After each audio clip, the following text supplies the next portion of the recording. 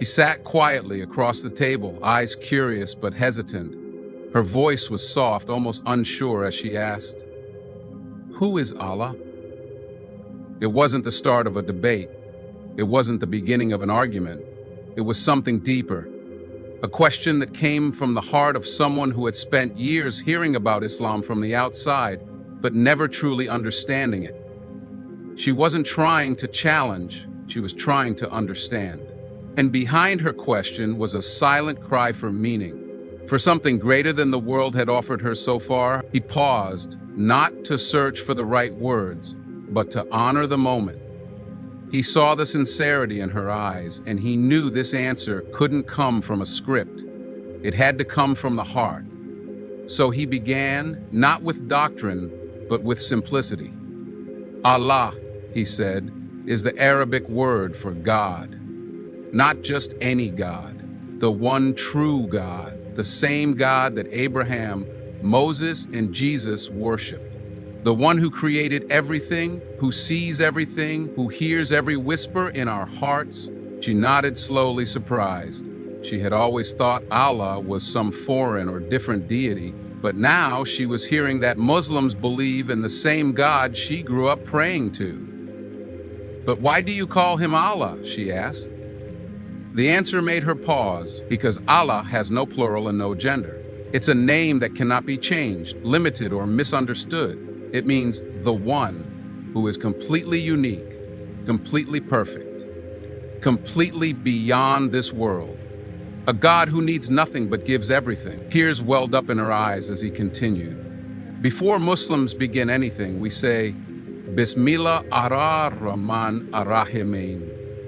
In the name of Allah, the most merciful, the most compassionate. This is who Allah is, the one whose mercy outweighs his wrath, the one who forgives even before we ask, the one who knows every burden you carry and still loves you. She had never heard God described like this, not with fear, but with love, not with complexity, but with closeness. He shared a verse from the Quran, "And we are closer to you than your jugular vein." Her breath caught. It wasn't just knowledge she was hearing. It was truth she was feeling. The Quran wasn't shouting rules at her. It was whispering to her soul. As he spoke of Allah's love for the orphan, the outcast, the broken, she thought of her own wounds. Silent, deep, and often ignored. She realized that the God she had once feared as distant or angry was now being described as the source of peace she had always longed for. It was as if the Quran had been written with her pain in mind, and its words were finally reaching the place where no one else had ever reached. And in that moment, something inside her shifted. Her tears weren't from sorrow. They were from a strange, overwhelming sense of being seen, heard, and loved by the very creator she had doubted for so long. She came with a question, but what she received was more than an answer. She received a glimpse of truth. A door opened in her heart, not because someone forced it, but because a name was spoken with gentleness, reverence, and light. The name was Allah, and it changed everything. She had grown up in a home filled with Sunday school stories, hymns, and soft-spoken prayers. The name God was familiar, comforting even. But somewhere along the way, it had also become distant. Life moved forward, struggles came and went, and her prayers became fewer. The idea of God remained in the background, abstract, unreachable, almost like a fading memory. So when she met a Muslim who spoke of God with such certainty, closeness, and love, it both intrigued and unsettled her. She had to ask, not out of challenge, but out of a deep longing, who is Allah? The answer wasn't loud or complicated. In fact, it was so simple it cut straight through years of confusion. Allah's just the Arabic word for God, he said. Not a different God. The same God of Adam, Abraham, Moses, and Jesus. The one who created the universe and you and me. But then he paused and said something that caught her completely off guard. Allah is not just a creator. He is the most merciful, the most loving, the most forgiving. And he is closer to you than your own heartbeat. No one had ever described God to her like that before. She had always seen him as a distant figure. Majestic, yes, but unapproachable. Yet now, the image being painted was of a God who knew her pain, her doubts, her confusion, and loved her anyway. A God who never stopped listening, even when she stopped praying. A God who never grew tired of her, even when she grew tired of herself. He continued, sharing stories from the Quran about how Allah defends the weak, how he lifts the broken, how he loves those who repent even after making mistakes again and again. And as she listened, something began to melt inside her. It wasn't just information, it was healing. Her heart, wounded by life and dried out by the silence of her unanswered prayers, suddenly felt soft again. She had asked who was Allah, expecting a definition. What she received was an invitation, not just to understand, but to return, to reconnect, to rediscover the God she had been searching for all along, but now with a name that carried no confusion, no baggage, just peace. Allah. She returned home that night with a strange heaviness in her heart, not of burden, but of realization. The conversation had stirred something deep within her, something that no sermon or speech had ever done. The name Allah echoed in her mind, not as something foreign, but oddly familiar. She sat in silence, replaying the words she had heard. Allah is not just a name, it's the clearest expression of who God truly is. One eternal, without partner or comparison. A name that doesn't change with culture, doesn't carry a human image, and doesn't confuse creation with the Creator. She wasn't expecting this answer to move her. She had just asked a question. But what she got in return was something her soul had long been yearning for. As she sat on her bed scrolling through her phone, she began searching. Quran verses about God, she typed. She wasn't sure what she was looking for, but the first verse she came across left her breathless. Say, He is Allah the One, Allah the eternal refuge. He neither begets nor is born, nor is there to him any equivalent. Quran 1:12, 1:4. It was so clear, so powerful. She had never heard God described with such purity, such oneness, such perfection. She had always struggled with the idea of God having a form, a family, or a need. But here, in 4 short verses, was a definition of God that her mind could rest in and her heart could surrender to. She kept reading. Every verse felt like it was peeling away a layer of confusion. Every passage seemed to speak directly to her, not as a stranger, but as someone deeply known. The words weren't harsh, they weren't distant, they were inviting, reassuring. For the first time, she didn't feel like she was trying to make sense of God. She felt like God was speaking to her in a way that finally made sense. And that's when the tears came, not because she was sad, but because the truth was so beautiful, so simple, so powerful, that she didn't know how to carry it except to cry. She had asked, "Who is Allah?" But now she understood.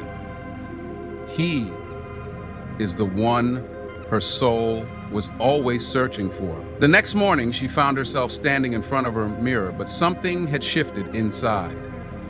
Her eyes looked the same, her face held the same expressions, but within her, a quiet storm of realization was brewing. The name Allah was still fresh on her lips, echoing softly in her heart. She didn't know why, but it gave her peace. A peace she hadn't known in years. The idea that God was not distant, not confined to rituals or bound by man-made images, but rather ever-present, formless yet near, loving yet just. This shook her more than anything else ever had. She opened her browser again, typing now not just out of curiosity, but out of thirst. Names of Allah, she searched. What she found were not just names, they were qualities. Ar-Rahman, the most merciful. Ar-Rahim, the most compassionate. Al-Wadud, the most loving. Al-Ghaffar, the forgiving. Each name felt like a mirror to the wounds she had tried to hide. She whispered them one by one, as if trying to feel what mercy meant, what love sounded like, what true forgiveness could feel like when spoken with reverence. Then came the moment that unraveled her completely. She stumbled upon a verse from the Quran. Do not despair of the mercy of Allah. Indeed, Allah forgives all sins. Indeed, it is He who is the forgiving, the merciful. Quran 39:53. Her hand trembled. All this time she had thought she had gone too far, made too many mistakes, doubted too much, sinned too deeply. But now she was being told by the Book of God itself that mercy was not only possible, it was promised. And she began to cry, not with regret, but with a strange blend of relief and awe. The walls around her heart were softening. For the first time, she felt that God wasn't disappointed in her. He was waiting for her, waiting to be known, waiting to be loved back. She had once thought of God as too far, too mighty, too holy to reach. But now she realized something deeply beautiful. Allah had always been close, closer than her pain, closer than her fears, closer than she had ever imagined. That evening, she sat alone on her balcony, the sky above painted with stars and silence. But her heart was anything but quiet. It was racing with reflection, with a kind of awakening she had never experienced before. She had grown up learning about God in distant terms, powerful, mighty, creator of the heavens and the earth. But what she had never felt was nearness. It was only now, after asking a simple question, who is Allah, that she felt the closeness of the divine more deeply than she had in her entire life. She thought about all the times she had cried into her pillow, broken by loss or loneliness. Times when she whispered into the darkness, wondering if anyone was really listening. And suddenly the verse came to her mind again. We are closer to you than your jugular vein. Quran 50:16. She closed her eyes and let the words sink in. This wasn't just theology. This was personal. This was a God who wasn't only in the heavens, but also in the quiet moments of despair. A God who wasn't just worshipped in temples or churches, but one who walked with her through grief, who stood by her side when no one else did. She remembered how the Muslim man had told her, Allah responds to every call, whether it's in a mosque, a hospital, or from someone who doesn't even know how to pray. That line stayed with her. It meant she didn't need to be perfect to be heard. She didn't need to be pure to be loved. She just needed to turn her heart toward the one who already knew its every scar. And for the first time she did, she looked up into the night sky, not with empty thoughts, but with a whisper. If you're really this close, if you're really Allah, I want to know you. No ritual, no script, just a heart speaking softly to the one it had unknowingly longed for all its life. At night, she didn't feel alone anymore. She felt held, not by hands, but by hope.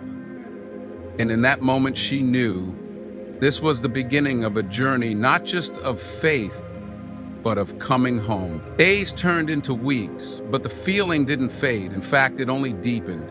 She began listening to Quran recitations online, not understanding every word, but feeling every note resonate through her heart like a message from the heavens.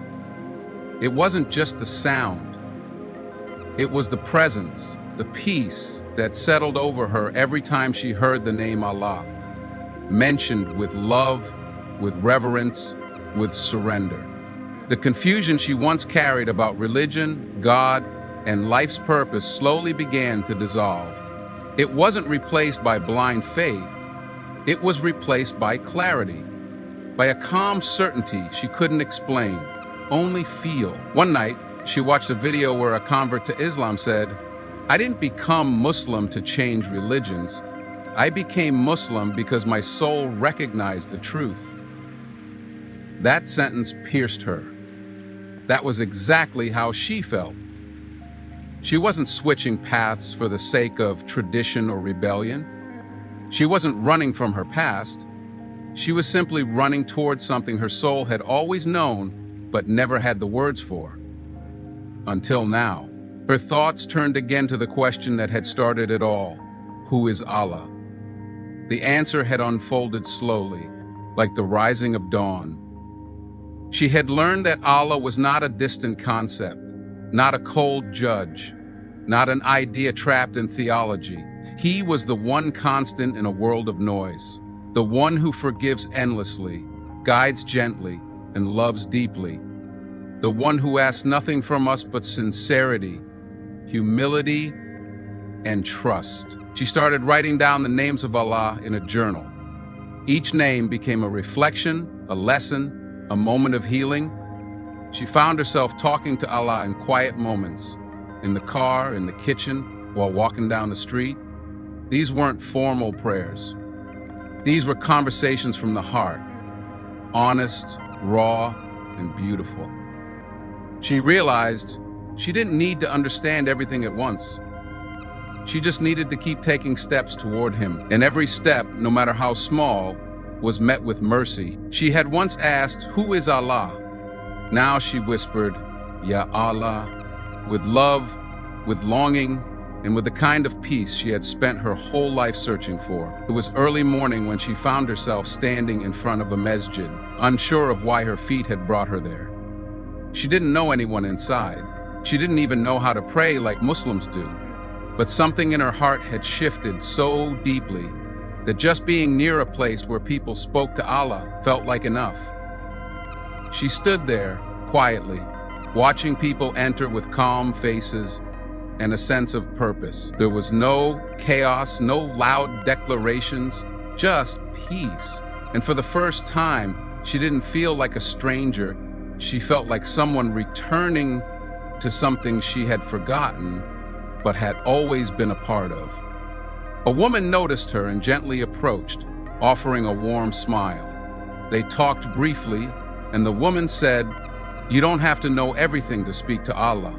You just have to mean it." That line stayed with her.